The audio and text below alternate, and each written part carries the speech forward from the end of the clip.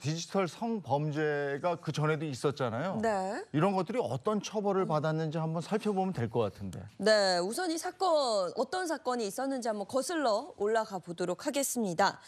SNS에 개설된 이 단체 채팅방을 통해 불법 음란물을 생성하고 거래 및 유포한 디지털 성범죄 사건, 바로 N번방 사건입니다. 일반적으로 이 N번방 사건이라고 부르고 있지만 실제로는 SNS를 중심으로 여러 범죄자가 개별적으로 저지른 유사한 범죄가 포함된 사건이죠. 네. 조주빈의 박사방과 갓갓 문영욱의 N번방 사건이 가장 많이 알려져 있었죠. 네, 이 디지털 성범죄의 시초라고 볼 수 있는 것이 바로 N번방 사건입니다. 1번방부터 8번방까지 그 숫자가 N번으로 이제 계속 분류된다라고 해서 일명 N번방 사건으로 분류됐던 이 닉네임 갓갓의 문영욱 N번방 사건이 있었고요. 말씀 주신 대로 입장 금액에 따라서 채팅방의 등급을 나누고요. 이러한 음란물을 마치 어떤 사업화의 도구로 삼았던 이 닉네임 박사, 이 조주빈의 박사방 사건, 이 두 가지가 대표적인 디지털 성범죄 사건입니다. 네. 2020년 봄에 대한민국을 정말 발칵 뒤집게 한 네. 그냥 성착취물 영상이에요. 근데 이게 보니까 15,000명에게 유포됐다. 야, 그 방에서 도대체 어떤 일이 벌어졌습니까? 조주빈 같은 경우에는요, 고액 알바 또 이 스폰을 모집한다라면서 피해자들을 유인을 했습니다. 이 속았을 때 상황이 피해자 입장에서 좀 껄끄러운 게 성매매를 하려다가 딱 걸린 것처럼 보이는 그런 상황이잖아요. 그러니까 피해자들도 스스로 당당하지 못한 그런 상황이었던 거죠. 그리고 조건 만남을 가장했기 때문에 이를 기화로 해서 이 피해자들의 인적 사항, 뭐 주민등록 사진이나 계좌번호나 연락처 등을 요구를 했고요. 이렇게 얻은 이 피해자들의 개인 정보를 성착취물을 유포할 때 함께 공개를 했습니다. 피해자는 무려 74명에 달하고요. 이 중에는 미성년자가 16명에 포함되어 있었습니다. 와, 너무 악랄하네요. 성범죄에다가 사기까지 친 거니까. 네. 그걸 비밀로 협박도 하고 성을 착취하기도 하고. 맞습니다. 피해자들을 협박해서 이게 정말 끔찍한데요. 펜이나 그 커터칼을 이용해서 몸에 그 노예라는 단어를 새기게 했다고 합니다. 그리고 새끼손가락을 들고 뭔가 인증하는 듯한 사진을 찍게 했는데 이건 왜 그런 겁니까? 그러니까 박사방의 일명 시그니처 포즈다 이렇게 알려져 있는데요. 지금 보시는 것처럼 저렇게 새끼손가락을 드는 포즈를 하고 있습니다. 구구 성형의 일부 사이트에서 흔히 볼 수 있는 표식인데요. 조주빈은 피해 여성들에게 이런 표식을 하게 된 이유, 이 자신이 피해자임을 알리려 했다 이렇게 진술하기도 했습니다. 자신이 이 피해자들보다 더 높은 지위에 있다, 즉 우월의식을 느끼고 싶었던 이런 조주빈의 심리 상태를 알 수 있는데요. 그런데 조주빈의 만행 여기서 끝이 아니었습니다. 네. 참. 네, 피해자의 신상 정보로 이 대백과사전이라는 자료를 만든 뒤에 여성들을 마치 상품처럼 선전하고 조롱했는데요. 자료와 함께 노예를 분양받아서 협박하고 가지고 놀 수 있게 해드립니다. 라는 글을 직접 게시했고요. 자료 상단에는 피해자들의 사진과 신상 정보를 정리해서 함께 기록했습니다. 피해 여성들의 학교, SNS 주소 등을 공개하는 것도 서슴지 않고 행했습니다. 아니, 여성들을 무슨 상품처럼 네. 저렇게 분류해놨다 이런 얘기인 거고, 이거는 거의 뭐 인격살인에 가까운 얘기 아닙니까? 심지어 피해자들을 배우라고 지칭을 했고요. 이 성착취 현상이 마치 어떤 예술을 만드는 것처럼 자신이 행하는 것이 마치 하나의 사업인 것처럼 그렇게 조주빈은 생각했던 것 같습니다. 이 성착취물 같은 경우를 브랜드화하겠다라는 의도를 가지고 있었는데요. 심지어는 그 방마다 채팅방 등급이 있고 입장료가 다 달랐는데 100만 원 호가하는 입장료를 받는 그런 방까지 있었다는 거죠. 이 입장료는 100만 원으로 시작했다가 나중에 수백만 원으로 진화하기도 했습니다. 와. 근데 이게 수요가 없으면 공급이 없거든요. 네. 입장료 방금 말씀하셨는데 누군가 그걸 내고 계속 들어와서 그걸 보니까 그것도 계속 만들어지고 이게 악순환이 아니었나 싶어요. 그럼요. 채팅방을 만든 사람도 주범이지만요. 이 채팅방에 돈을 내고 입장하고 그걸 보고 즐긴 사람들 다 공범입니다. 그럼요. 네. 경찰이 수사를 해보니까 이 채팅방에 입장을 해서 함께 참여했던 사람이 추산되는 숫자만 무려 15,000명에 달한다고 와. 합니다. 엄청난 숫자죠. 밝혀지지 않은 참여자들도 굉장히 많을 것 같은데 정말 그 숫자가 어느 정도 될지 가늠조차 되지 않는데요. 처음에 들어갔다가 검거되기 직전에 나왔던 참여자들도 있으니까 실제 이 영상을 본 사람, 참여한 사람의 숫자는 15,000명이 훨씬 넘을 것이라고 추정이 됩니다. 아, 가까운 지인분들이나 제가 알고 뭐 있는 가족들이 저 방에 들어가서 봤다고 생각하면 너무 끔찍한데 그 많은 회원들을 관리하고 뭐 이런 거를 혼자서 하지는 않지 않았을까요? 혼자 할 수가 없었죠. 처음에 이 조주빈은요, 이 회원 관리를 위해서 2019년 9월에 처음 박사방을 개설을 합니다. 그리고 회원 관리를 위해서 등급제 관리 시스템을 도입을 하는데요. 6개월간 이 성착취 범죄에 동조했던 조직원만 38명에 달합니다. 와. 이들은 조주빈을 중심으로 피해자를 유인해서 성착취 역할을 하는 사람, 또 유포하는 사람, 수익금을 인출해서 돈을 세탁하는 역할, 세세한 역할을 나눠서 정말 조직적으로 실제로 운영이 됐는데요. 그중에 핵심 조직원이자 공동 운영자는 총 3명이었습니다. 네, 공범이 있습니다. 첫 번째 공범. 실명이 알려지지 않은 사마귀는 이 성착취 동영상을 촬영하고 채팅방을 운영했고요. 두 번째 공범이죠. 붓다. 이 붓다는 검거 당시 만 18세였던 강훈입니다. 피해자를 유인하고 가상화폐를 인출하는 역할을 맡았고요. 이 세 번째 공범이 이기야라는 닉네임을 사용한 이원호로 만 19세 현직 군인 신분이었습니다. 성착취물 유포 및 홍보 등 마케팅 역할을 맡았다고 합니다. 조직적이었네. 나이가 너무 어려요. 조주빈도 당시에 23세? 그 23살이었죠? 23살 그렇죠. 아니었나요? 야, 이게 뭔가 단단히 잘못된 사람들인데 이게 저 신상공개위원회에서도 이렇게 얘기를 했어요. 조주빈의 범행 수법이 악질적이고 반복적이며 증거가 충분히 확보됐다. 이러면서 신상공개 결정을 내렸고 법정 구속했는데 당시 화면 보시죠. 멈출 수 없었던 악마의 삶을 멈춰주셔서 정말 감사합니다. 아, 정말 말이 안 나옵니다. 너무 당당하고요. 뭐 멈출 수 없었던 악마의 삶을 멈춰주셔서 정말 감사합니다. 야, 이거 정말 뭐라 말해야 될지 모르겠습니다. 최종 선고는 어떻게 됐나요? 저도 저 영상 보면서 과연 반성을 하고 있는 네. 건가라는 생각을 하긴 화가 했는데요. 네, 조주빈 같은 경우에 최종 선고 형량 징역 42년형과 함께 전자발찌 착용 명령 30년이 함께 선고가 됐습니다. 이번 판결의 핵심은요. 결국 이 조직화한 디지털 성범죄를 범죄 집단, 범죄 단체로 평가할 것인가 이 여부에 핵심이 있었습니다. 검찰은 조주빈 일당이 일종의 범죄 집단을 이루어서 범행을 했다 이렇게 판단을 해서요. 조주빈을 포함한 피고인 8명에 대해서 형법 114조의 이 범죄단체 조직죄를 적용을 했고요.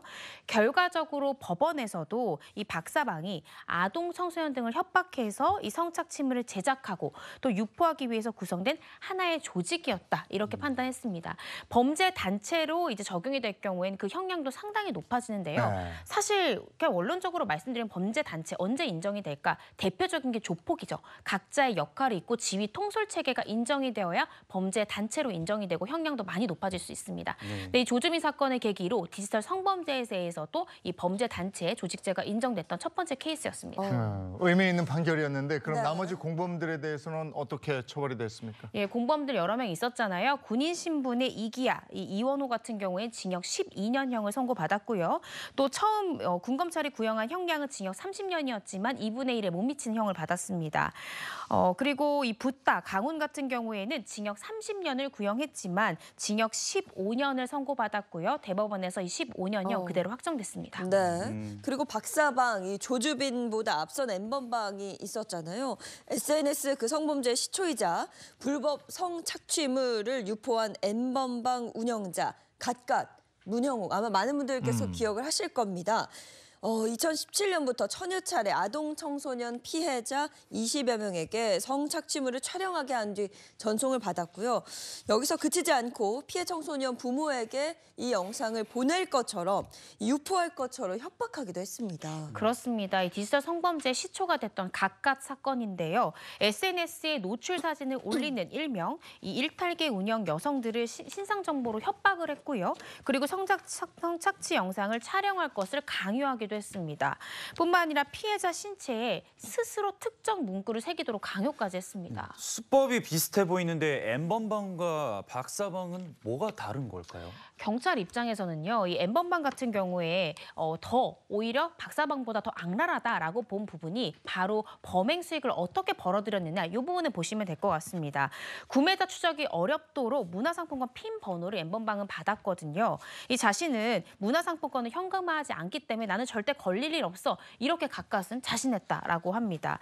이 순전히 게임처럼 이 N번방을 운영했던 악랄한 범행 수법을 우리가 볼 수가 있습니다.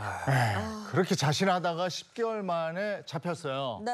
예, 문형욱이 검찰은 문형욱에게 법정 최고형인 무기징역을 구형을 했는데 결과는 어땠습니까? 실제적으로 12가지의 혐의가 각각 문형욱에게 적용이 됐습니다. 결과적으로는 징역 34년이 선고가 됐는데요. 재판부는 이렇게 판시했습니다. 촬영 대상자의 의사에 반하는 음란물을 제작 배포하고 피해자에게 회복할 수 없는 피해를 줬을 뿐만 아니라 왜곡된 성인식을 조장하는 사회적 해악이 매우 큰 범행이다라고 판시하기도 했습니다. 네. 그런데 앞서 조주빈이 42년형을 받았잖아요. 네. 근데 갓갓 문형욱 무기징역이 구형이 됐는데 왜 징역 34년을 받게 됐는지 그게 좀 궁금합니다.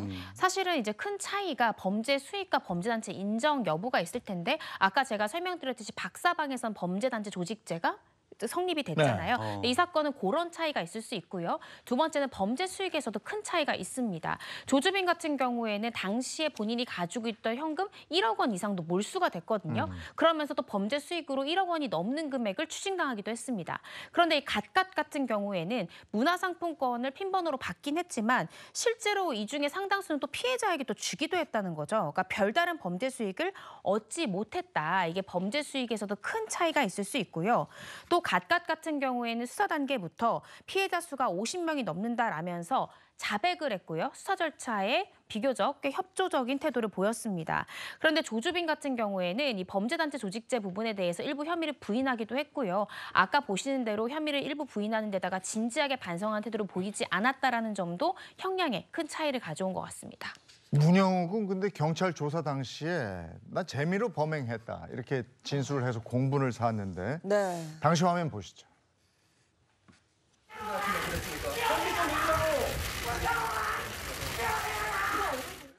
제가 잘못된 성관념을 가지고 있었던 것 같습니다. 이게 다행인 걸까요? 아니면 저는 다행인 게 아닌 것 같은데 30년, 40년 뒤에 뭐 다시 사회로 나올 수 있잖아요, 문형욱 씨가. 근데 검찰의 구형만큼은 아니지만 뭐 그래도 오랫동안 사회에서 격리가 되어 있는 게 그나마 좀 다행인 것 같고. 그런데 아까 박사방에 그 뭐 몇천몇 명?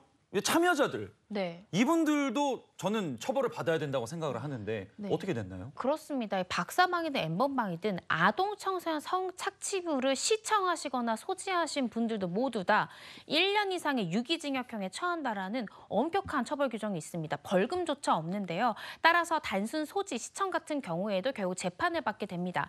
그런데 안타까운 부분은 시청한 영상 개수가 많지 않을 경우에는 기소유예 처분이 되거나 집행유예 등 이 실형까지 가는 경우가 좀 적은 것이 현실입니다. 네. 자, 실제로 SNS 성착취 공동위원회가 N번방 사건 가해자에 대한 310건의 그 판결을 분석을 해봤는데요. 자세히 좀 살펴보겠습니다. 310건 중에서 단 15건만 실형 선고가 내려졌고요. 51.3%는 벌금형, 42.3%는 집행유예 판결을 받았습니다. 한마디로 근데 주범 빼고는 뭐 이렇다 할 큰 처벌을 받지 않은 겁니다. 이게 저 일그러진 성도덕의 그 추락 네. 이것도 원인이지만 여기에도 원인을 찾을 수가 있는 것 같아요. 이렇게 솜방망이 처벌을 하니까 310명 중에서 15건만 실형이 선고가 되고 나머지는 벌금 내지는 집행유예다? 네. 야야야 걸려도 별거 없어. 이렇게 되는 거 아닙니까? 그렇죠. 이 가해자들을 좀 더 적극적으로 처벌했으면 좋겠는데 피해자들은 아직도 고통 속에서 살고 있는 거잖아요. 맞습니다. 더 큰 문제는요. 이 범죄를 저지른 가해자들의 연령이 앞서 말씀드렸다시피 너무 어리거든요. 연령이 낮습니다. 성에 대한 문화나 의식이 참 많이 비뚤어져 있다. 이런 생각이 좀 듭니다. 실제로 제가 사건을 수사할 때나 또 지금 이제 변호사로서 사건을 접할 때도요. 이렇게 크게 보도되는 사건 청소년 말고 청소년들 사이에서는 이와 유사한 N번방 유사 사건들이 사실은 굉장히 많이 발생하고 있습니다. 이들이 사용했던 그 티모, SNS를 통해서 굉장히 암호화돼 있고 보안 정도가 굉장히 높기 때문에 이걸 활용해서 음란물을 유포하는 범죄 아직까지도 성행을 하고 있습니다. 예방하기 위해서 아까 말씀 주신 대로 일단 처벌의 수위가 좀 높아져야 되지 않나. 그러니까 제작하는 사람도 잘못됐지만 이걸 소비하고 보고 시청하는 사람에 대한 일단 처벌 수위가 높아져야 찾는 사람이 없어야 만들지도 않기 때문에 네. 이 부분에 대해서 실형 선고 비율이 좀 높아져야 되지 않나라는 생각이 들고요. 두 번째는 이 사람들이 어떻게든 범행 수익을 추징을 안 당하려고 암호화폐 이용해 문화상품권 핀번호 이용해 이렇지만 수사기관에서는 철저히 범죄 수익을 좀 추징을 하고 찾아내서 범죄 수익을 모두 다 몰수하고 추징하는 처분을 좀 더 열심히 네. 열심히 좀 해야 되지 않나라는 생각이 듭니다. 그리고 또 마지막으로 기억하셔야 되는 부분이 제작하는 사람 물론 실형을 받고 중한형을 받지만 단순히 검색해서 소지하시거나 시청하시는 분들도 1년 이상의 유기징역형에 해당할 수 있다는 점 꼭 기억하시고 검색도 하지 마시고요. 우연히 보게 되더라도 절대 시청하지 않으셔야 된다는 거 꼭 기억하셨으면 좋겠습니다. 그리고 이런 솜방망이 처벌 이것도 좀 개선을 좀 해주십사 다시 한번 당부드리고 디지털 성범죄 더 이상 N번방이 없기를 바라면서 오늘 이 사건 사고를 다뤄봤습니다. 고맙습니다. 고맙습니다.